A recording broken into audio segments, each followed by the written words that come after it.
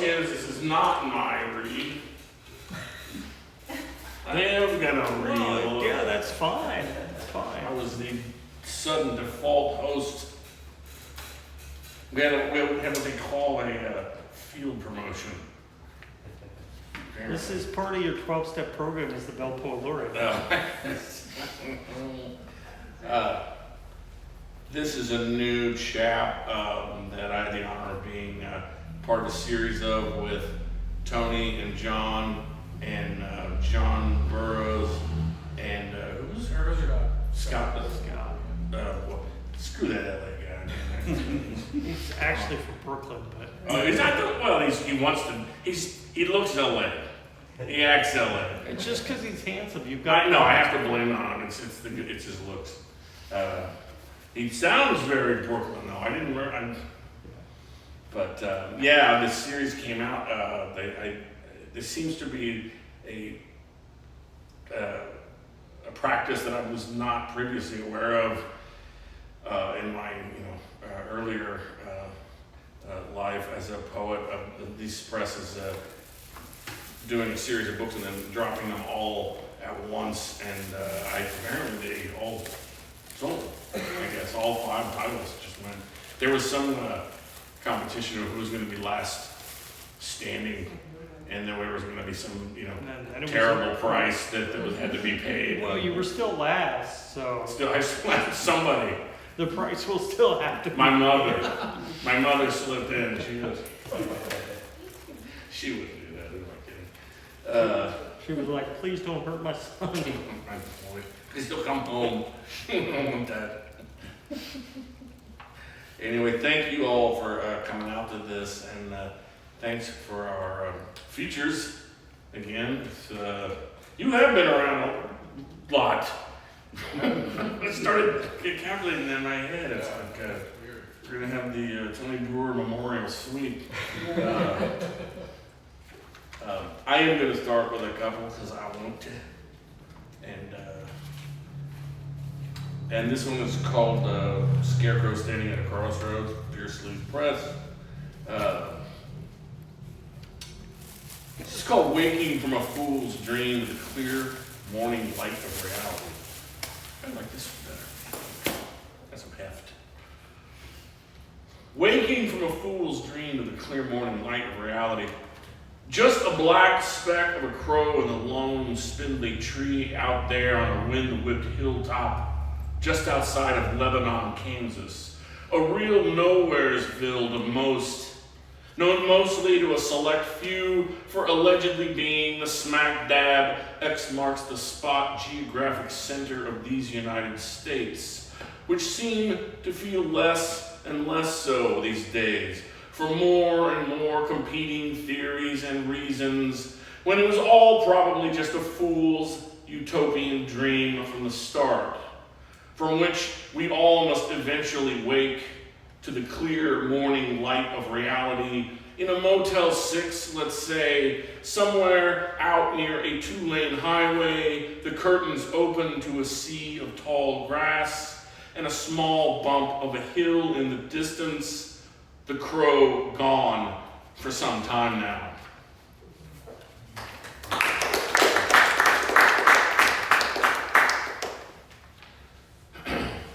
I realized after I wrote this poem and it had been published in a journal that doesn't paint a very good picture of me. And I have no problem with that as long as I'm controlling that factor generally. I mean, I'm generally the ass, the fool in my own poems, but this one kind of made me a bit of a opportunistic grave robber. But I swear I tried to do the right thing, and it just didn't turn out that way. No surviving family members. There was a straw, stingy-brimmed fedora hanging from a nail in the wall, right next to a black velvet Martin Luther King, black velvet Malcolm X, and a black velvet John F. Kennedy Jr., lined up in a row beneath one of those 3D paintings of a blonde-haired, blue-eyed Jesus holding a baby lamb, where Jesus and the Lamb's eyes followed you around the room like you were going to steal something. But the old boy didn't need any of this stuff anymore, and we were there to haul it all off to the Salvation Army, except maybe for about 100 of the most badass blues albums I'd seen in a long while, many of which we listened to late into the night. R.I.P. William Willie Johns.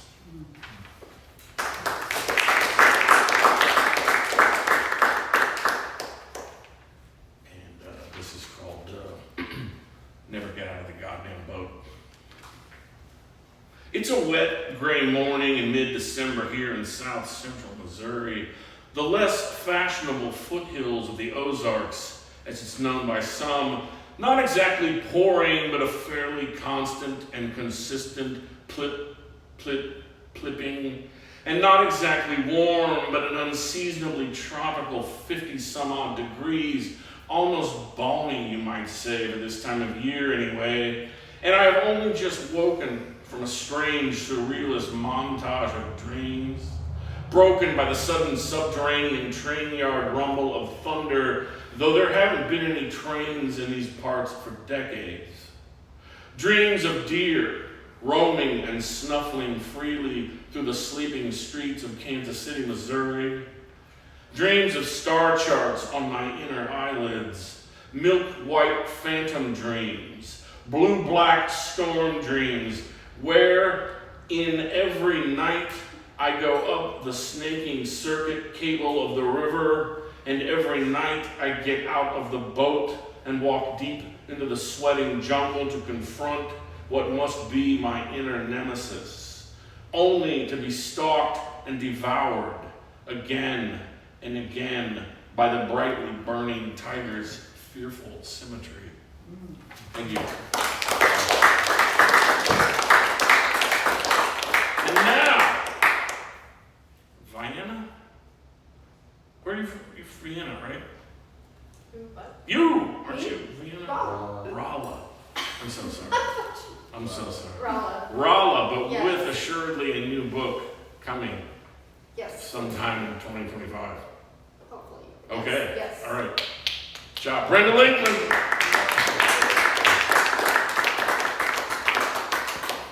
Don't tell a person from Rolla they're from Vienna. I heard that You'll there's get some punched in the weird, face. very, almost. So, an amazing epiphany. Joan and I's mother were both born in Bison, South Dakota, which is like 300 people. So you're Across the- practically cousins. What? You're practically cousins. I don't know. And so my great-grandmother delivered my mother. She was a midwife from Chisinau, Romania. And she met her husband in Chicago. He was from Plavna, Serbia. And somehow they got to Bison, South Dakota, which is where my mother was born and my great-grandmother delivered her. And the Anna Karsad homestead, which is now on the National Register of Historic Places, in the back of a museum where you have to go to the grocery store to get the key to get into the museum. It's that small. So, and my mother died young. She was 41. So I'm going to read this book. The Echo of Bison. Our redhead mother died. The viewing was in a small chapel near a Missouri River bridge, watched over by a stone statue of Sitting Bull. She was buried deep in Dakota prairie land. Why is Mommy so cold? Grandma wailed an ancestral cry, and the echo of bison stampeding over my mother's grave pounded in our heads.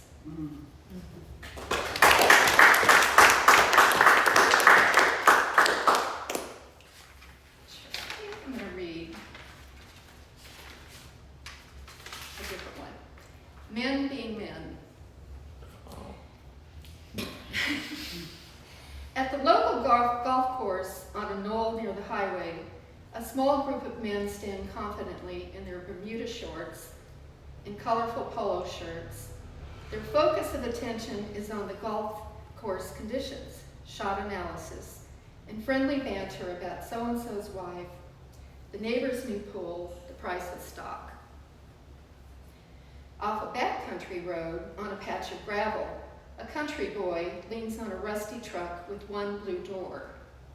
His buddy, dressed in various shades of tan, holds an empty red gas can.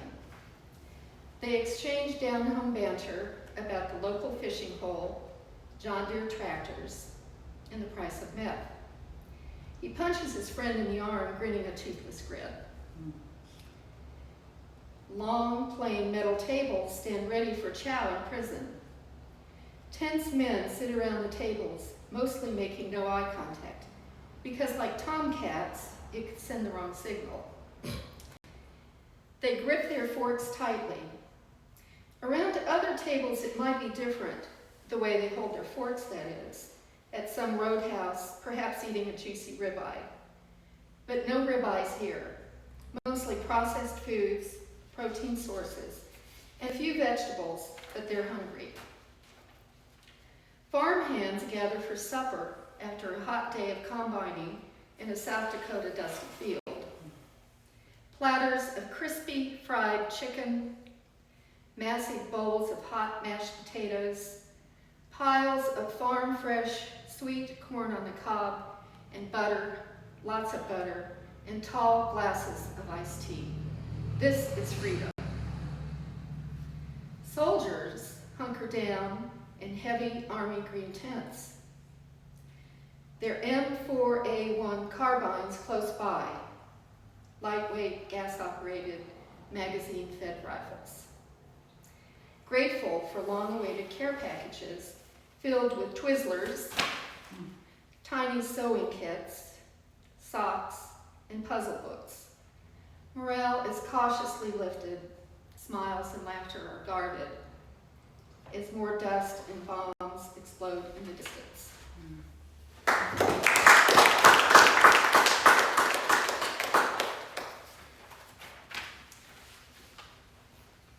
And I think I'll read one from my latest book, Birds in Flight.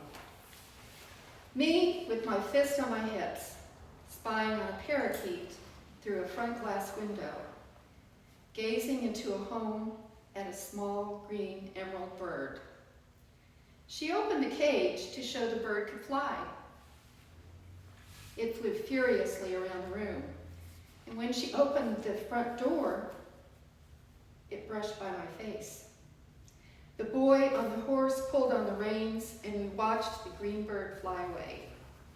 It should have been okay because it was in Texas and it was warm, so. And I just have one more. It's called Maya Angelou. Born in 1928 in the heart of the city, the year Fox Theater opened in the Gate District of St. Louis, a neighborhood with ornate iron-clad gates, a quaint house built in 1875, the year the Civil Rights Act was passed. 3130 Hickory Street, declared a St. Louis city landmark. At age 3, she was put on a train along with her brother to the south. Returning to St. Louis at age 7, she attended colored school number 4. When molested at age 8, she testified against him. He was released after the trial and murdered the next day. Believing her words killed him, Maya didn't speak for 5 years. Knowing or not, her words would have power. It was a bewildering world for Maya, but she grew to be a dignified woman. And when she heard Martin Luther King speak, who was assassinated on her birthday, Maya was inspired to tell the human truth, to understand that singing connotes survival.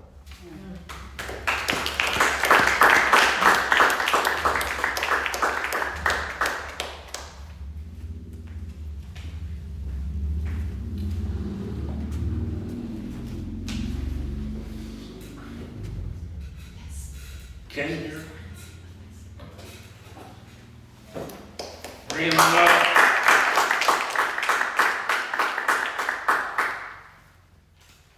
I'll start with a poem by another author, William Trowbridge, is a former poet laureate of Missouri. Strange Meadowlark on saxophonist Paul Desmond of the Dave Brubeck Quartet. Aloof on stage, sedate, in gray like a frugal billionaire, removed a step from the band's half circle. He stands there absent, eyes closed, hands folded on Belle, listening for Brubeck's cues to step back in.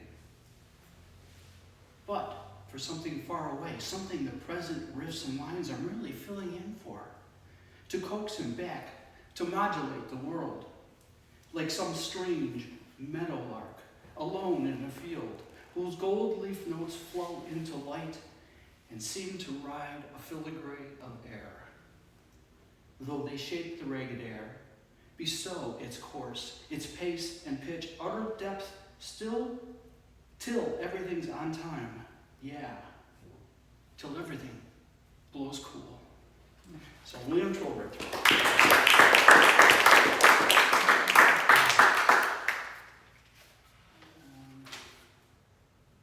Kintsugi, that's the art of, in fact, I think I read that when you were in Columbia. It's the art of repairing broken pottery with gold lacquer. Kintsugi. No hammer, no axe was taken to this tree, but branches clung together, clutched what was left of its trunk after a blow that might have felled one less hardy. Still, shattered in essence, they found strength as they grew closer to each other, love flowing between them, through them, their mother needing that strength now that their father was gone. So, Kintsugi.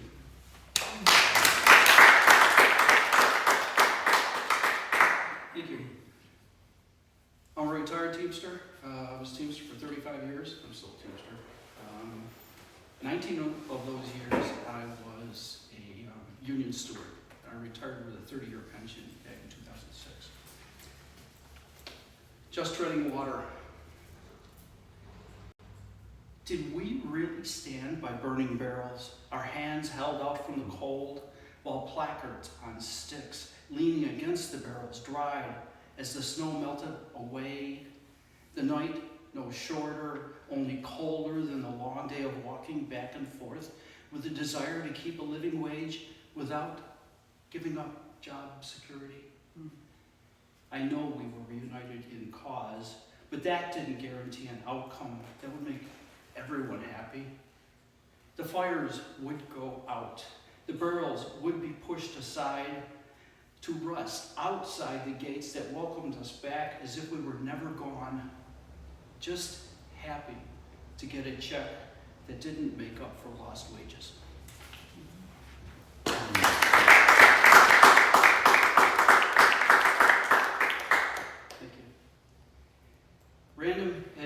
you. Random admission. I hear voices, like a dream, trying to break through. Words wedged between, within, around. Words that strangle what's known until it's not. A sleepwalker's nightmare of internal conversation, voices better left to themselves, incoherence rising above the ear's eternal howl, battling for acknowledgement in a waking world, better left to itself, not worth the risk.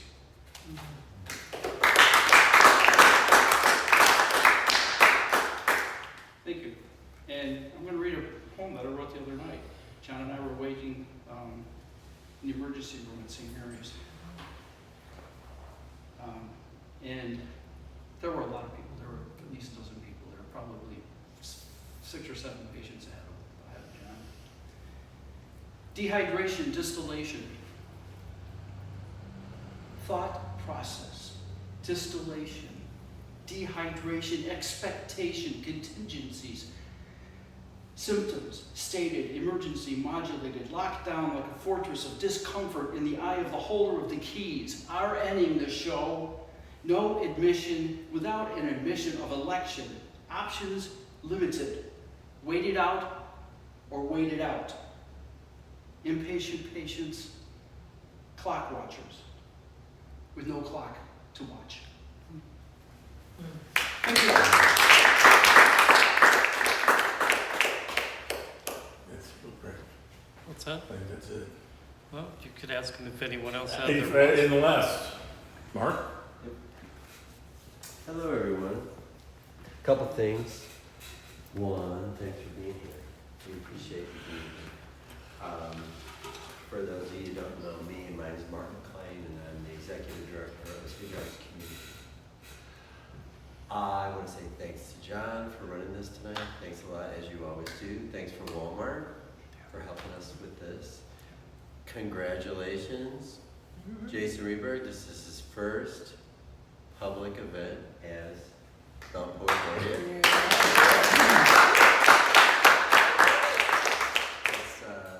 He is our fourth poet laureate for Belle, so we're really proud of that. Thank you all you creators for sharing yourselves with us and what you do. We appreciate that. Back in November, America was at a different place. And now, it's a couple months later, and we're also at a different place. We've had some time, things have been unspooled, and as an arts administrator, I want to speak, as I spoke then, I want to speak to you again.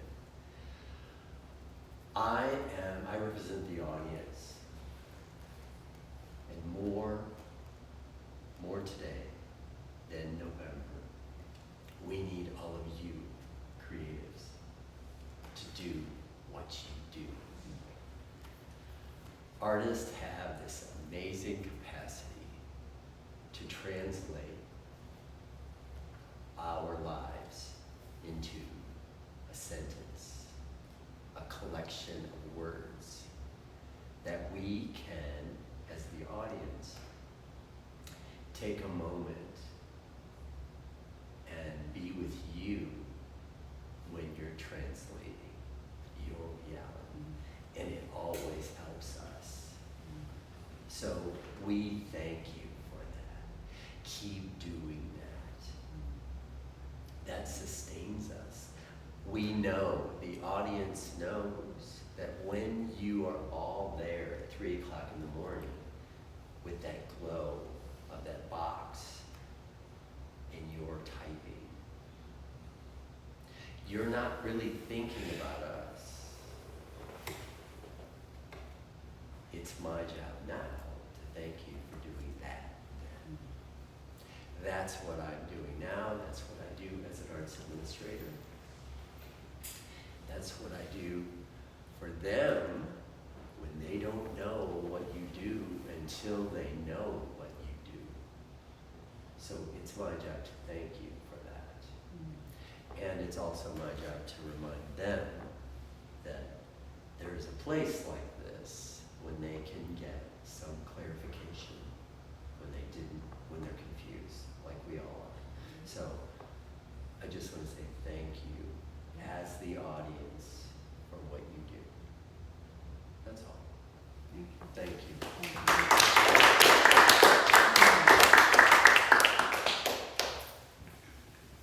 Well, if nobody else is going to read, you can step out into the streets with guns blazing.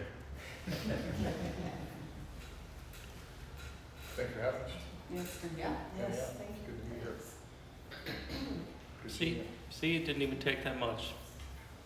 Like, you weren't up there very long. My first official act is going to be much more grandiose and media consuming. That's it. Strange event in Belle, Missouri this evening.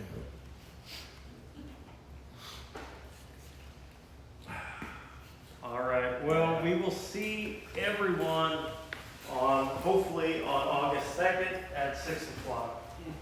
Saturday, as always. Thank you guys for being here. Thank you. Appreciate it.